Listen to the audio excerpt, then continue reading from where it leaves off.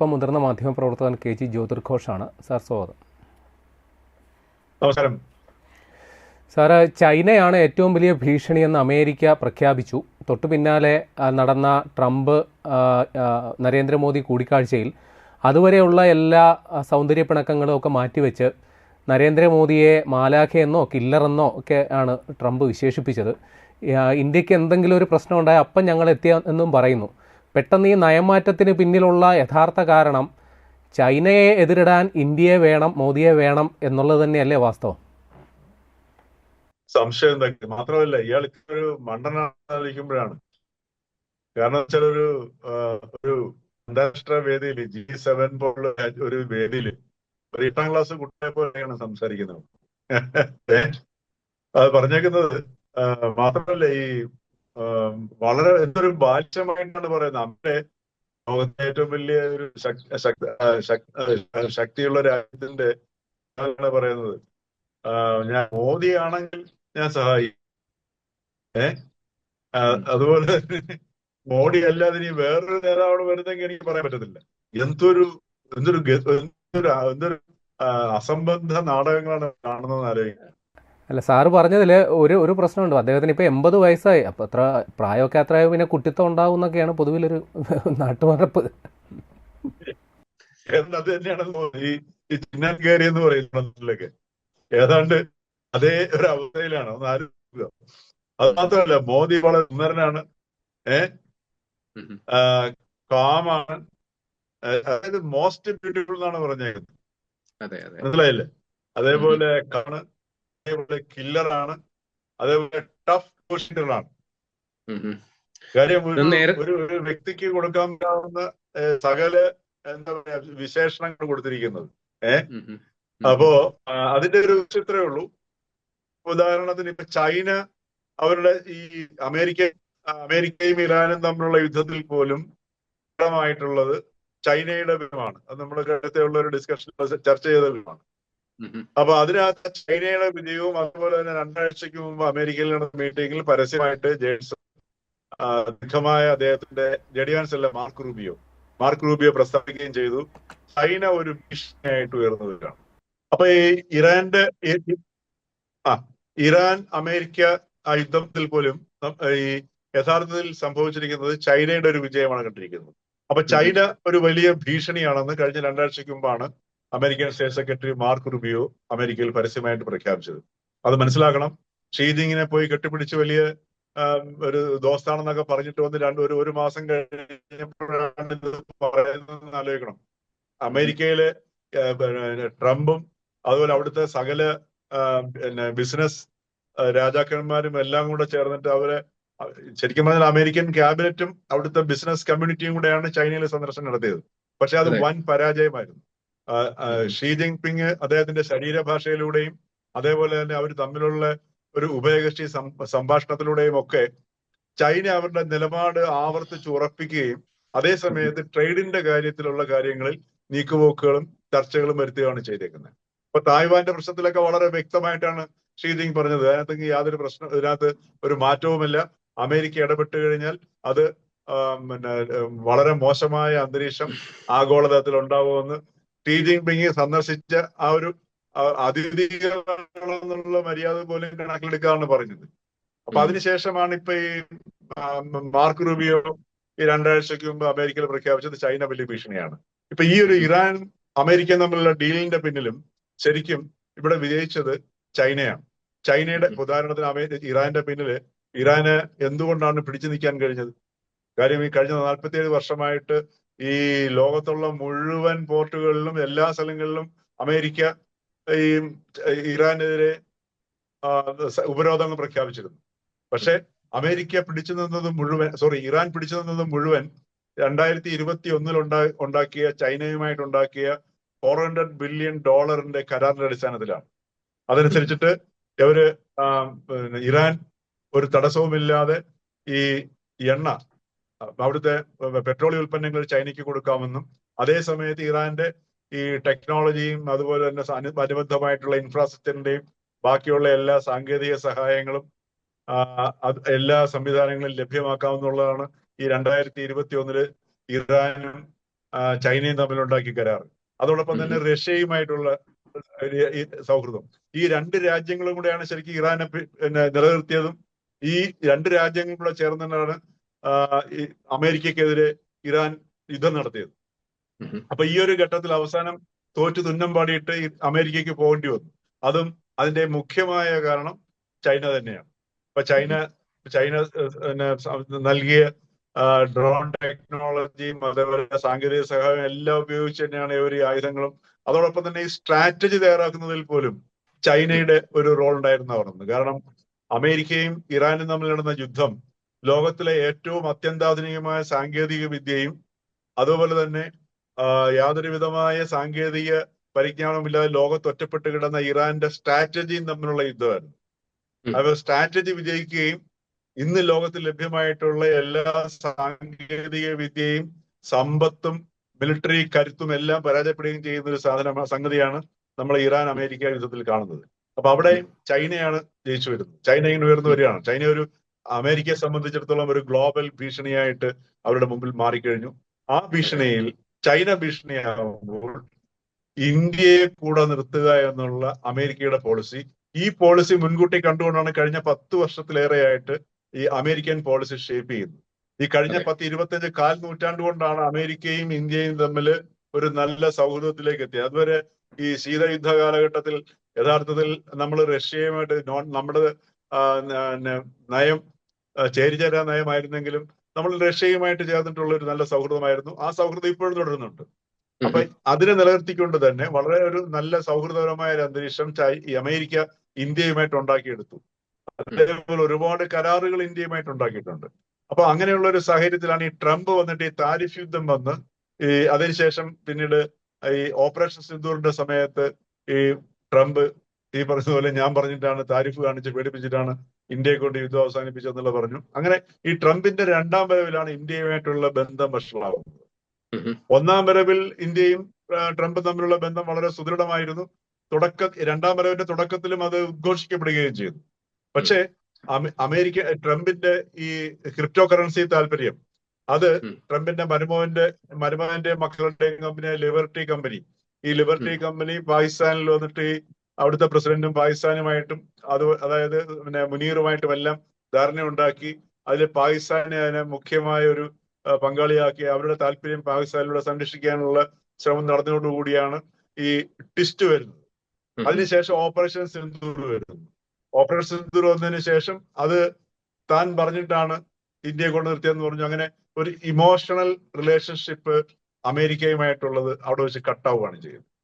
അതേ സമയത്ത് രണ്ട് രാജ്യങ്ങളും തമ്മിലുള്ള കരാറുകളും അതോടൊപ്പം തന്നെ അതിനുശേഷം ഈ താരിഫിന്റെ വിഷയം വരുന്നു. ഈ താരിഫ് വിഷയം വന്ന് ലോകരാജ്യങ്ങൾ മുഴുവൻ അമേരിക്കയുമായിട്ട് അമേരിക്കയിലുള്ള വിശ്വാസം നഷ്ടപ്പെടുന്നു. ഇന്ത്യക്കാണെങ്കിൽ പിഴ ചുങ്കം ഏർപ്പെടുത്തി. അങ്ങനെ അമേരിക്കയും ഇന്ത്യയും തമ്മിലുള്ള ഈ റഷ്യയുമായിട്ട് അമേരിക്കയും ഇന്ത്യയും തമ്മിലുള്ള ബന്ധം വളരെ വഷളാവുന്ന ഒരു അവസ്ഥ വന്നു. ആ സമയത്തും തീർച്ചയായിട്ടും നമ്മുടെ ഈ ട്രേഡ് ഡീലിന്റെ ചർച്ചകൾ നടക്കുന്നുണ്ടായിരുന്നു. കാരണം അമേരിക്കയ്ക്ക് ഇന്ത്യക്ക് അമേരിക്കയെ ഉപേക്ഷിക്കാൻ പറ്റാത്ത വിധത്തിലുള്ള വ്യാപാര ബന്ധമാണ് ഉള്ളത്. അപ്പൊ അത് ഒരു ഭാഗത്ത് നടക്കുന്നുണ്ടായിരുന്നു.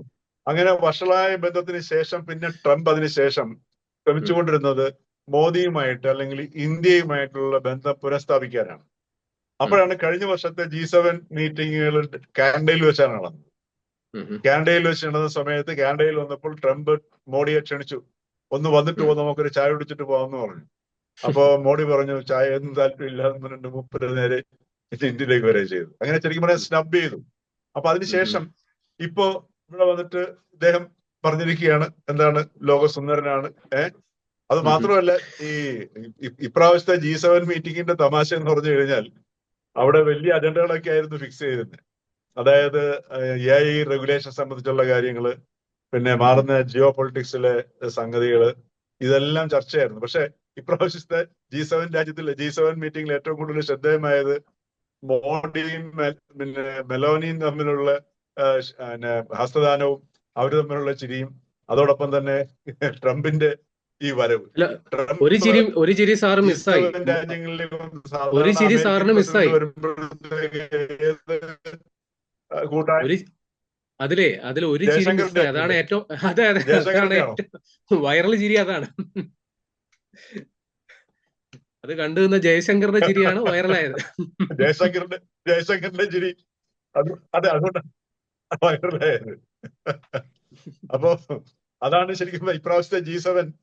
അല്ല, അതിനകത്തും ഈ വളരെ വിദഗ്ധമായിട്ട് നിരൂപകര് കാണുന്നത് അതൊരു വൻ വിജയമായി എന്നാണ് പറയുന്നത്. കാരണം ഒരു പുതിയ ഡിപ്ലോമസിയിലേക്ക് പോയെന്നാണ് പറയുന്നത്. ആ ഡിപ്ലോമസിയില് ഈ G7 കൂട്ടായ്മയുടെ ഈ ഒരു പ്ലസന്റ് ഡിപ്ലോമസിയിൽ ഒറ്റപ്പെട്ടത് ട്രംപാണ്. അതെ, ട്രംപിന്റെ കടന്നുവരവില് ഈ ലോക നേതാക്കന്മാരുടെ ബോഡി ലാംഗ്വേജിൽ മാറ്റം വരുന്നില്ല. മറ്റേ ട്രംപ് അമേരിക്കൻ പ്രസിഡന്റ് വരുമ്പോഴത്തേക്ക് എല്ലാ ശ്രദ്ധയും അമേരിക്കൻ പ്രസിഡന്റിലേക്കായിരുന്നു. ഇപ്രാവശ്യം ഒരു എന്താ പറയുക, നമ്മുടെ പഴയ VS അച്യുതാനന്ദന്റെ ഭാഷയെ പറയുകയാണെങ്കിൽ ഒരു വെറുക്കപ്പെട്ടവനെ പോലെയായിരുന്നു ട്രംപിന്റെ അവിടുത്തെ സാന്നിധ്യം. ആ ഒരു സാന്നിധ്യത്തിലാണ് ട്രംപ് പറഞ്ഞിരിക്കുന്നത്. ട്രംപ് മോഡിയെ പുകഴ്ത്തുന്നു, പിന്നെ അദ്ദേഹത്തിന്റെ സൗന്ദര്യത്തെ പുകഴ്ത്തുന്നു, അദ്ദേഹത്തിന്റെ പിന്നെ വളരെ കൂളായിട്ടുള്ള സ്വഭാവത്തെ പുകഴ്ത്തുന്നു, അതേപോലെ ടഫാന്ന് പറയുന്നു. മോഡി വളരെ വ്യക്തമായിട്ടാണ് ട്രംപിന്റെ അടുത്ത് പെരുമാറിയത്. കാര്യം മോഡിയുടെ ഓരോ ബോഡി ലാംഗ്വേജും ഓരോ വാക്കുകളും അവർ തമ്മിലുള്ള ചർച്ചയിലുള്ള വാക്കുകളും എല്ലാം വളരെ കാൽക്കുലേറ്റ് ചെയ്ത് അളന്നു കുറിച്ചിട്ടാണ് ചെയ്തത്. അത് ലോക രാഷ്ട്രങ്ങളുടെ ഡിപ്ലോമസിയുടെ ഭാഗമാണ്. അതേ സമയത്ത് ഞാൻ മറ്റൊരു കാര്യത്തിലേക്ക് കൂടി നമ്മുടെ ശ്രദ്ധ ഒന്ന് കൊണ്ടുപോകണമെന്ന് തോന്നുന്നു. നമ്മുടെ ഈ ഗാൽവാൻ സംഘർഷം നടന്ന സമയമുണ്ടല്ലോ, ഇന്ത്യ ചൈന ഒരു യുദ്ധം പ്രതീതി ഉണ്ടായിരുന്ന സമയം. ആ സമയത്തൊക്കെ ഞങ്ങൾ ഇന്ത്യക്കൊപ്പമാണ് എന്ന പരസ്യ നിലപാട് ആവർത്തിച്ച് പറഞ്ഞുകൊണ്ടിരുന്ന ആളാണ് ഈ അമേരിക്കൻ പ്രസിഡന്റ്. അന്ന് ഇന്ത്യയും ചൈനയുമായിട്ടുള്ള ആ ഒരു അകൽച്ച അങ്ങനെ നിലനിന്ന് പോകണം എന്നുള്ളത് അമേരിക്കയുടെ കൂടി ആഗ്രഹമായിരുന്നു. അവിടെ നിന്ന് അമേരിക്ക ഇന്ത്യക്കെതിരെ നിലപാടെടുക്കുന്ന സമയത്ത് ഇന്ത്യയും ചൈനയുമായിട്ട് വലിയ സൗഹൃദത്തിലാകുന്നു, കൂടെ റഷ്യയും കൂടുന്നു, അങ്ങനെ RIC സഖ്യം പോലും ഉണ്ടാകുന്നു. അപ്പം ഇതെല്ലാം വലിയ ഭീഷണിയാണ്. ഈ ഇന്ത്യയുമായിട്ട് വ്യാപാര കരാർ ആ ഒരു തർക്കമുണ്ടായ സമയത്ത് അമേരിക്കയിലെ ഒരു നയതന്ത്ര പ്രതിനിധി, മുതിർന്ന ഒരു പൊളിറ്റീഷ്യൻ പറഞ്ഞൊരു അഭിപ്രായം, പതിറ്റാണ്ടുകളോളമായി സൃഷ്ടിച്ചെടുത്ത ഇന്ത്യ അമേരിക്ക സൗഹൃദ ബന്ധം ഒറ്റ നിമിഷം കൊണ്ട് ട്രംപ് തകർത്ത് കളഞ്ഞു. ഈ നടപടിയിലൂടെ ഇന്ത്യയെ ചൈനയോട് അടുപ്പിക്കാൻ മാത്രമേ ട്രംപിനെ കൊണ്ട് ഇത്രയും സാധിച്ചുള്ളൂ എന്ന് പറയുന്നു. അപ്പോൾ വൈകിയാണെങ്കിലും ഇന്ത്യയും ചൈനയും കൂടി ഒന്നിച്ച് നിന്നാൽ ഏഷ്യയിലെ ഏറ്റവും വലിയ സൈനിക ശക്തിയും ഏറ്റവും വളർന്നുകൊണ്ടിരിക്കുന്ന ഒരു സാമ്പത്തിക ശക്തിയും ഒന്നിച്ച് നിന്നു കഴിഞ്ഞാൽ ഉണ്ടാകുന്ന പ്രത്യാഘാതം വൈകിയാണെങ്കിലും ട്രംപും അമേരിക്കയും തിരിച്ചറിഞ്ഞിട്ടുണ്ട്, അല്ലേ സർ? തീർച്ചയായിട്ടും അത് കറക്റ്റാണ്. കാരണം ഈ ട്രംപിന്റെ ഈ ഇന്ത്യ പോളിസിയിൽ അത് വളരെ കറക്റ്റാണ്. പതിറ്റാണ്ടുകളായിട്ട് ബിൽഡപ്പ് ചെയ്ത ബന്ധമാണ് അമേരിക്കയും ഇന്ത്യയും തമ്മിലുള്ളത്. അത് ആ ബന്ധം ബിൽഡപ്പ് ചെയ്തതിന്റെ പിന്നിലും ഈ ചൈന ബാക്ക്ഗ്രൗണ്ടിലുണ്ട്. അത് അന്ന് എല്ലാവരും പറഞ്ഞ സംഗതിയാണ്. പക്ഷേ അതിനുശേഷം ഇന്ത്യയുടെ സമീപനത്തിലും വലിയ മാറ്റം വന്നു. അതിനകത്ത് അതായത് ഈ മൾട്ടി അലൈൻമെന്റ് പോളിസിയില് നമുക്ക് പരിഹരിക്കാൻ പറ്റാത്ത പ്രശ്നങ്ങളെ അങ്ങോട്ട് മാറ്റി വയ്ക്കുന്നു. ഇപ്പൊ ഗാൽവാൻ ഇഷ്യൂ ആണെങ്കിലും മറ്റു അതിർത്തി പ്രശ്നമാണെങ്കിലും പരിഹരിക്കാൻ പറ്റാത്ത പ്രശ്നങ്ങളുണ്ട്. അതങ്ങോട്ട് വേറൊരു സ്ഥലത്ത് മാറ്റി വെച്ചിട്ട് അത് ബൈലാറ്ററലായിട്ട് നിരന്തരമായിട്ടുള്ള ചർച്ചയിലൂടെ അത് മുമ്പോട്ട് കൊണ്ടുപോകുന്നു. അത് ഇത്രയും മാറ്റി വെച്ചിട്ട് യോജിക്കാൻ പറ്റുന്ന മേഖലകളിൽ വളരെ സൗഹാർദ്ദപരമായിട്ടും വളരെ സജീവമായിട്ടും യോജിക്കുക. അങ്ങനെയാണ് ഈ മറ്റേ അവിടുത്തെ മീറ്റിംഗില് റഷ്യൻ പ്രസിഡന്റ് പുടിനും ഇന്ത്യൻ പ്രധാനമന്ത്രി നരേന്ദ്രമോദിയും ചൈനീസ് പ്രസിഡന്റ് ഷീ ജിൻപിങ്ങും എല്ലാം കൂടെ ഒന്നിച്ച് എല്ലാവരുടെ ഒരുവിധം ഏതാണ്ട് 3 പേരുടെ കെട്ടിപ്പിടിക്കുന്ന രീതിയിലുള്ള ഒരു ചിത്രമാണ്. അത് ലോക ചരിത്രത്തിലെ ഇന്നത്തെ ജീവിതത്തിലെ ഒരു ചേഞ്ച് ആയിട്ടാണ് പ്രശസ്തമായ ഫോട്ടോഷൂട്ട്. അതാണ് ട്രംപിന്റെ ഏറ്റവും വലിയ നേട്ടം ഉണ്ടായിരിക്കുന്നത്. അത് ശരിക്കും ഇന്ത്യക്കും വളരെ ഗുണകരമായി. ഇപ്പൊ ഇവിടെ നമ്മളുടെ ഈ ഒരു ശക്തി എന്ന് പറയുന്നത്, ഇപ്പൊ നമ്മളുടെ ഒരു ഏഷ്യയിലെ ശക്തി എന്ന് പറയുന്നത് റഷ്യ, ചൈന, ഇന്ത്യ അല്ലേ? അതോടൊപ്പം തന്നെ ഇന്ത്യ, അതേസമയത്ത് ഇന്ത്യ ഈ ഏഷ്യൻ ഈ ചൈനയും റഷ്യയും വളരെ വിദഗ്ധമായിട്ട് ഇന്ത്യക്കുള്ള സ്റ്റാൻഡും അവരുടെ ഈ പുതിയ ജിയോ പൊളിറ്റിക്സിൽ ഉപയോഗിക്കുന്നുണ്ട്. ഇന്ത്യ യൂറോപ്പുമായിട്ട് വളരെ സൗഹൃദത്തിലാണ്. ഇന്ത്യ ജപ്പാനുമായിട്ടും വളരെ സൗഹൃദത്തിലാണ്. മനസ്സിലായില്ലേ? അപ്പൊ ഈ ഒരു ഇക്വേഷൻ അവിടെയാണ് ഈ 3 രാഷ്ട്രങ്ങളിലെ ഇന്ത്യ ഈ മറ്റു രാജ്യങ്ങളോട് എല്ലാം നല്ല സൗഹൃദം പുലർത്തുന്നു. അവിടെയാണ് ഈ മൾട്ടി അലൈൻമെന്റ് പോളിസി നമ്മൾ ശരിക്കും ഉപയോഗിക്കുന്നത്. അപ്പൊ ഈ ഒരു സാഹചര്യത്തിൽ അവിടെ ഒറ്റപ്പെടുന്നത് ട്രംപാണ്. ആ ഒറ്റപ്പെടലിന്റെ ശബ്ദത്തിൽ നിന്ന് ഉള്ള ഒരു എന്താ പറയുക, ഒരു മനഃശാസ്ത്രപരമായ ഒരു വിഭ്രാന്തിയുടെയോ അതല്ലെങ്കിൽ ഒരു പക്വതയില്ലായ്മ മനസ്സിന്റെ ആശങ്ക പോലെയൊക്കെയാണ് ട്രംപ് പറഞ്ഞത്. ഇന്ത്യ ആക്രമിക്കപ്പെടുകയാണെന്നുണ്ടെങ്കിൽ ഞങ്ങൾ കൂടെ വരുമോ? ഇന്ത്യ ആക്രമിക്കുമ്പോൾ പാകിസ്ഥാനെ ആക്രമിക്കുകയാണെന്നുണ്ടെങ്കിൽ ഇന്ത്യക്ക് ട്രംപിന്റെ ആവശ്യമൊന്നുമില്ല. നമ്മൾ ഈ ഓപ്പറേഷൻ സിന്ദൂറിന് കാണിച്ചു കൊടുത്തതുമാണ്, ഇല്ലേ? മാത്രമല്ല, ഓപ്പറേഷൻ സിന്ദൂറിന് അത് പ്രകടമാക്കിയതോടുകൂടി ഇന്ത്യ വലിയൊരു ഡിഫൻസ് എക്സ്പോർട്ടറുമായി മാറിക്കൊണ്ടിരിക്കുന്നു. അപ്പോ ചൈനയാണ് ഉദ്ദേശിക്കുന്നത്, അത് വളരെ വ്യക്തമാണ്. അപ്പോ ആ ലോകവേദിയിൽ പോലും ചൈന ലോകത്തിന് ഭീഷണിയാണെന്ന് ഉള്ള ഒരു ധാരണ പരത്തുക എന്നതുകൂടിയായിരുന്നു ട്രംപിന്റെ ഈ മോഡിയെ പ്രശംസിക്കുകയും മോഡിയാണ് ഇന്ത്യ ഭരിക്കുന്നതെങ്കിൽ മോഡിയോടൊപ്പമായിരിക്കും ഞങ്ങൾ എന്ന് പറയുകയും ചെയ്തിരിക്കുന്നത്. അതായത് അദ്ദേഹം വളരെ ഒരു തന്ത്രപരമായിട്ട് മറ്റൊരു പ്രയോഗം നടത്തിയായിരുന്നു. ചൈന ഇന്ത്യയെ ആക്രമിച്ചേക്കും. അതെ, മനസ്സിലായില്ലേ? ആ ലോകരാഷ്ട്ര നേതാക്കന്മാരുടെ വേദിയിൽ ആ ഒരു പ്രഖ്യാപനം കൂടിയാണ് തന്ത്രപരമായി ട്രംപ് നടത്താൻ ശ്രമിച്ചത്. പക്ഷെ അതിന് ഇന്ത്യയുടെ ഒരു മറുപടി എന്ന് പറയുന്നത് ആ നിശബ്ദത തന്നെ വലിയ മറുപടിയായി മാറുന്നത്. ഇപ്പൊ ഇതിനകത്ത് ഇപ്പം മോദിയുടെ സൗന്ദര്യത്തെ സംബന്ധിച്ച് പറഞ്ഞതിലോ, മോഡിയുടെ നിശബ്ദമായ അല്ലെങ്കിൽ കൂളായിട്ടുള്ള പെരുമാറ്റത്തെ കുറിച്ചിട്ടോ അല്ലെങ്കിൽ ടഫ് നെഗോഷിയേഷനെ കുറിച്ചിട്ടോ ഒന്നും പറഞ്ഞാൽ ഒരു പ്രതികരണവും ഇന്ത്യയുടെ ഭാഗത്തുനിന്നുണ്ടായിട്ടില്ല. അതും ആ നിശബ്ദത പോലും ശരിക്കും പറഞ്ഞു കഴിഞ്ഞാൽ ട്രംപിന് ഏറ്റവും ഒരു വലിയ പ്രഹരമാണ്. അപ്പൊ ഇതാണ് ഇപ്പോഴത്തെ ഈ അതാണ് അമേരിക്കൻ സാമ്രാജ്യത്വം ഇങ്ങനെ ഒറ്റയടിക്കൊന്നും തകരത്തില്ല സാധനം. വലിയ കെട്ടിപ്പടുത്ത എന്താ പറയുക, എത്ര 30 ട്രില്യൺ ഡോളർ എക്കോണമിയാണ്. അപ്പൊ നമ്മളുടെയൊക്കെ 4 ട്രില്യൺ കിടക്കുന്നതേ ഉള്ളൂ. അപ്പൊ അത്രയും വലിയൊരു സാമ്പത്തിക ശേഷിയുള്ള ലോകത്തിന്റെ 750 കേന്ദ്രങ്ങളിൽ മിലിറ്ററി താവളങ്ങളുള്ള ഈ അമേരിക്ക പെട്ടെന്ന് തകരത്തില്ല. പക്ഷെ നമ്മൾ കണ്ടുകൊണ്ടിരിക്കുന്നത് അമേരിക്കൻ സാമ്രാജ്യത്വത്തിന്റെ 2ാം ലോകമഹായുദ്ധത്തിന് ശേഷം കെട്ടിപ്പടുത്ത അമേരിക്കൻ സാമ്രാജ്യത്തിന്റെ തകർച്ചയുടെ ഓരോ പ്രാഥമിക ഘട്ടങ്ങളുടെ സജീവ നിമിഷങ്ങളാണ് നമ്മളിപ്പോ കണ്ടുകൊണ്ടിരിക്കുന്നത്. അപ്പൊ അതിന്റെ ചില ഒരു പ്രതിഫലനമൊക്കെ തന്നെയാണ് ഈ മോഡി ചൈനയെ പേടിക്കണമെന്ന് പറയുന്നതും ചൈനയെ ആക്രമിക്കുമെന്ന് പറയുന്നതും അല്ലെ ആക്രമിച്ചു കഴിഞ്ഞാൽ ഞങ്ങൾ യുദ്ധം ചെയ്യുമെന്ന് പറയുന്നതൊക്കെ. മാത്രമല്ല, ഒരു രാഷ്ട്ര നേതാവിന് പറയാൻ പറ്റുന്ന ഒരു വാചകമാണ് പറഞ്ഞത്. മോഡി ആണെങ്കിൽ ഞങ്ങൾ ഇത് ചെയ്യും, മോഡി അല്ലാതെ വേറൊരു നേതാവാണെങ്കിൽ എനിക്ക് പറയാൻ പറ്റില്ല. എന്തൊന്ന് ആലോചിച്ച് നോക്ക് പോലും. നമ്മുടെ ഒരു പഞ്ചായത്ത് മെമ്പർ പോലും പറയുന്ന ഒരു വാചകമാണോ ഇത്?